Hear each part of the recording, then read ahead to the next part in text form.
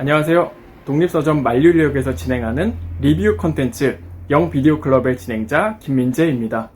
오늘부터 만류인력에서 영비디오 클럽이라는 이름으로 리뷰 컨텐츠를 진행할 건데요. 앞서 말씀드리자면 저의 리뷰 컨텐츠는 그 어떤 기계적 중립이 없습니다. 그냥 제가 느낀 대로 굉장히 주관적인 리뷰가 될 것임을 염두하고 들으시면 되겠습니다. 그 첫 번째 리뷰 컨텐츠로는 이곳이 책방인 만큼 책 리뷰를 준비했습니다. 제가 준비한 거는 프랑스에서 작성된 피에르 클라스트르의 책 국가에 대항하는 사회입니다. 피에르 클라스트는 기본적으로 탁상공론 같은 난해한 얘기를 하는 사람이 아니에요.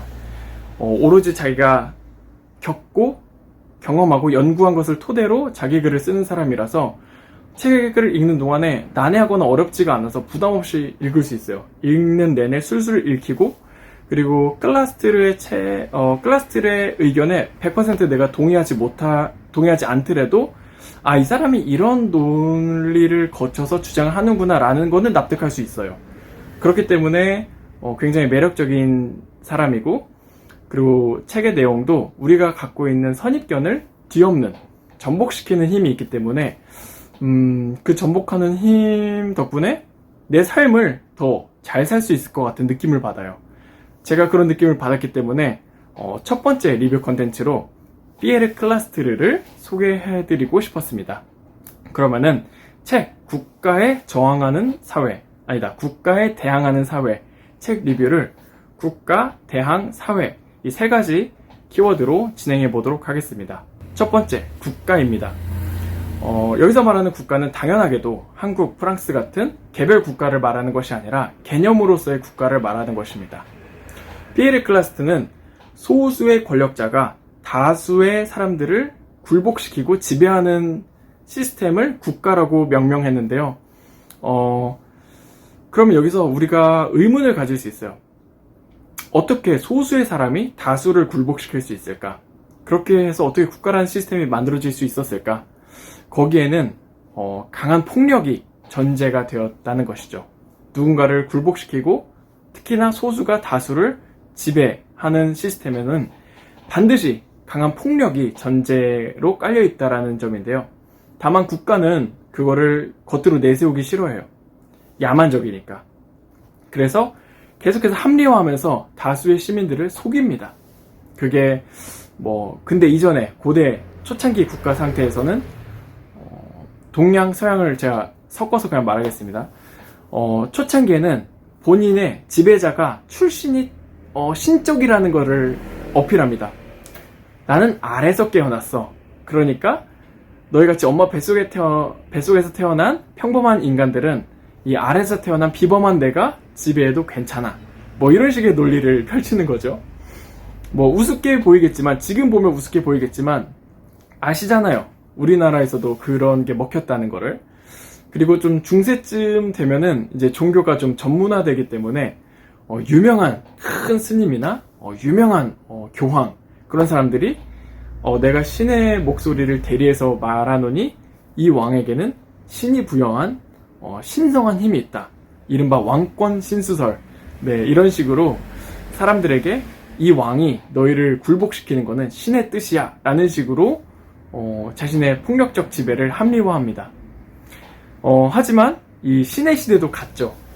근대 이후에 이성이 지배하는 시대가 오고 나서는 이제는 신이 더 이상 먹히지 않으니까 그때 내세운 게 바로 그 유명한 사회계약론입니다. 저도 그렇고 여러분도 그렇고 국가의 탄생에 대해서 사회 교과서에서 배울 때 사회계약론에 대해서 배우죠. 그 홉스, 로크, 루소 세 사람을 통해서 사회계약론이 나왔고 각각의 세 사람의 사회계약론이 어떤 차이가 있는지를 우리는 교과서에서 배웠었는데요. 사회계약론을 이제 간략하게 말씀드리자면 이런 거예요. 인간이란 존재는 본성이 자연상태에 이렇게 냅두면은 끊임없이 서로를 헐뜯고 죽이고 때리고 약탈해가는 아주 사악한 존재이기 때문에 인간들이 우리가 서로 뜻을 모아서 우리가 자발적으로 굴복해서라도 아주 강력한 폭력, 공권력을 갖고 있는 국가라는 걸 만들어야 된다. 그래서 국가가 비록 나도 통제하지만 사회 전체를 통제할 때 그나마 우리가 조금 평화를 누릴 수 있다. 그러니까 우리가 서로 계약을 해서 사회적으로 계약을 해서 국가에게 폭력성, 합법적 폭력성을 우리가 인정하자. 우리가 스스로 굴복하자. 그렇게 국가가 탄생했다. 평화를 위해서. 왜냐? 인간은 쓰레기니까. 이게 바로 사회계약론의 골자예요. 그러고 그런 사회계약론을 우리가 그냥 교육상에서 받아들였기 때문에 국가의 공권력에 대해서 어느 정도 용인하고, 실제로 범죄자들이 있잖아요. 흉악범들이 있고 경찰과 군인이 막아주니까 얼추 맞는 것 같아. 이런 식으로 국가의 폭력성을 공권력이라는 미명하에 우리가 그냥 수용하게 되는 거거든요. 근데 피에르 클라스트르가 보기엔 아니었던 거예요. 일단 기본적으로 피에르 클라스트 입장에서는 나는 계약한 적이 없는데? 이런 질문이 시작되고, 두 번째로는 아니 인간이 그렇게 쓰레기야? 정말 자연상태의 인간을 냅두면은, 그런 강력한 공권력이 없으면, 폭력으로 공포 정치를 하지 않으면 인간이 진짜 그렇게 될 수밖에 없는 야만적인 존재야? 휴먼이? 정말 그래? 이런 질문 때문에 문명 이전의 상태를 유지하고 있는 남아메리카 부족들을 찾아갑니다. 피에르 클라스트르가요. 그래서 몇 년 동안 같이 살아요. 그 부족들이랑. 그러면서 느낀 게 있는 거죠. 국가라는 어떤 소수의 지배자가 다수의 피지배자를 폭력으로 착취하는 그 국가에 대항해서, 저항해서 수평지향적인 사람들이 있구나. 그런 부족들이 있어. 그리고 훨씬 지혜로운 사람들이야. 이거를 알려야 돼. 라는 식의 책을 쓰게 된 거죠. 그게 바로 국가에 대항하는 사회입니다. 자, 그러면 자연스럽게 두 번째 키워드, 대항에 대해서 알아보죠. 수평지향적인 남아메리카 원주민 얘기를 해보겠습니다. 제가 부족 이름을 못 외워서 써왔는데요. 야노마미족. 네, 남아메리카 원주민들이라고 해서 다 수평지향적인 건 아니에요. 남아메리카 그 부족들 중에서도 강한 폭력으로 지배하고 문명을 개척하고 국가 상태를 이루려고 했던 사람들도 있고, 실제로 그렇게 된 부족들이 있어요.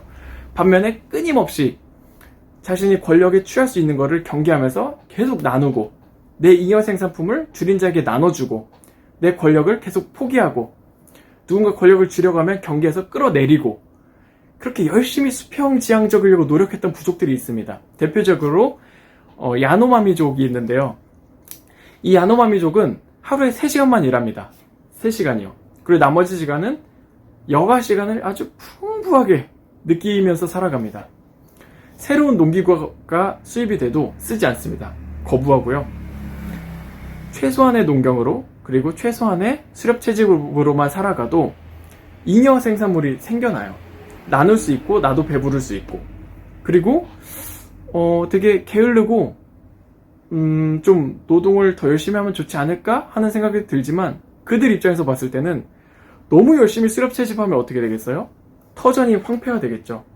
그러니까 오히려 3시간 정도만 일을 해야만 지속 가능한 이런 나눔과 수평지향적인, 그리고 수렵채집, 친환경적인 수렵채집 생활이 가능하다는 것을 그들은 지혜롭게 알고 있는 거죠. 그렇기 때문에 피에르 클라스트르는 이렇게 나눔으로써 권력에 저항할 수 있구나.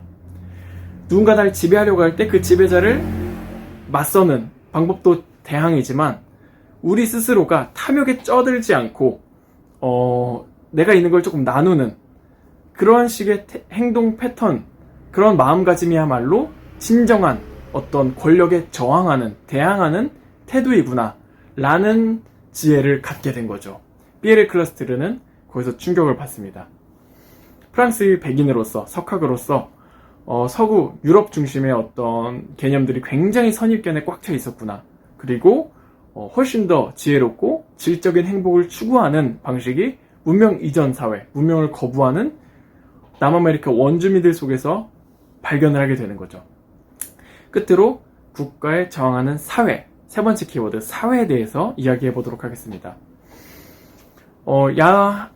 야노마미족을 포함해서 남아메리카 수평지향적인 원주민들 사회에서 빈곤이라는 개념이 없습니다.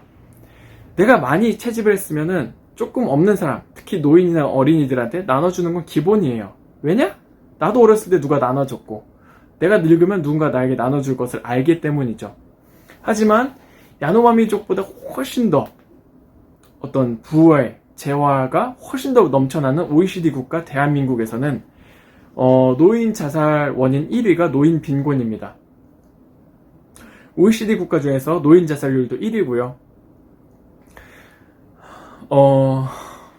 굉장히 괴롭죠.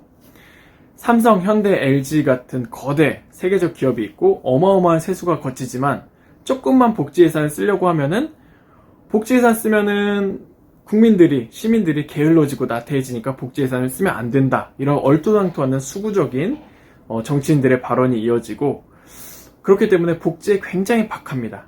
복지에 박하다는 것은 뭐냐면 부의 재분배, 빈자에게 나누려는 그런 마음이나 정책이 굉장히 박한 민족이라는 뜻이죠. 국가라는 뜻이죠. 반면에 이 수평지향적인 사회에서는 빈곤이라는 개념이 없다고 아까 말씀드렸죠. 그러면은 과연 이 야노마미족과 한국 사회 두 사회 중에서 어느 사회가 더 야만적입니까? 국가라는 권력, 폭력, 어떤 부의 풍성함을 나눔으로써 그리고 여가 시간을 늘림으로써 저항해온 수평지향적인 야노마미족과 그리고 엄청난 부를 이루는데 성공해서 OECD 국가에 들어가는 데까지 성공했지만 노인이 빈곤으로 자살하는 나라, 어느 나라가 더 야만적인 사회일까요? 영국에서는 2007년부터 산업재해라는 말을 쓰지 않고 기업살인법이라는 법이 입법이 되었다고 해요.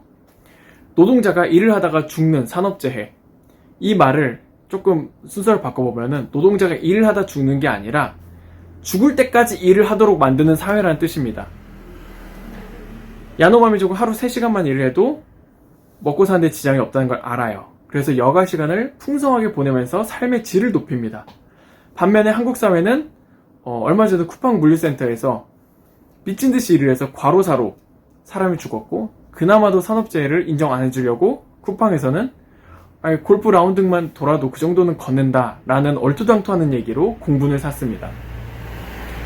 사람이 죽을 때까지 일을 시키는 나라, 영국에서는 산업재해가 아니라 기업살인법이라는 이름으로 입법을 한 바로 그 상황, 기업을 위해서 일을 하다 죽는다, 혹은 사람의 목숨을 잡아먹으면서 기업이 커나간다 라는 거를 우리가 생각을 해야 됩니다. 끝으로 드리고 싶은 말씀은, 그렇다고 해서 지금 우리나라 국적을 버리고 저기 남아메리카로 가자는 얘기가 아닙니다. 아시지 않습니까? 그런 얘기가 아니라 자본주의 시스템 속에서 우리는 태어났고 한국 국적을 갖고 태어났지만 최소한 마음가짐은 이 자본주의 시스템이 우리에게 주입하는 끊임없이 노동해, 끊임없이 돈 벌어, 더 멋진 브랜드를 입어, 더 멋진 아파트에 살아, 더 과도한 사교육을 시켜서 네 자식을 명문대라는 어떤 학벌이라는 계급으로 찍혀 세워. 그런 시스템의 욕망에 부속이 되지는 말자라는 말씀을 드리고 싶습니다.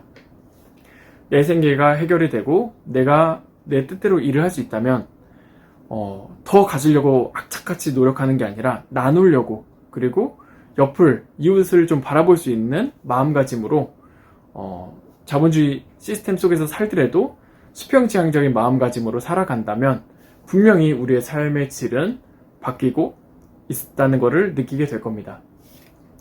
OECD 국가, 그리고 자본주의가 굉장히 발전한 나라, 부의 파이는 커졌지만 분배가 되지 않는 나라, 노인들이 빈곤으로 굶어 죽고 OECD 국가에서 유일하게 아동 우울증이라는 개념이 있는 나라, 어린이가 우울증이 있는 나라는 흔치 않아요. 어렸을 때부터 엄청난 경쟁과 압박 속에서 어린이들이 사교육 속에서 메말라 가니까 어린이들이 우울증이 걸리는 참 이상한 나라입니다. 이런 나라, 이 나라의 야만성을 피에르 클라스트르의 책을 통해서 거울을 보듯이 비춰서 볼 수 있었으면 좋겠습니다.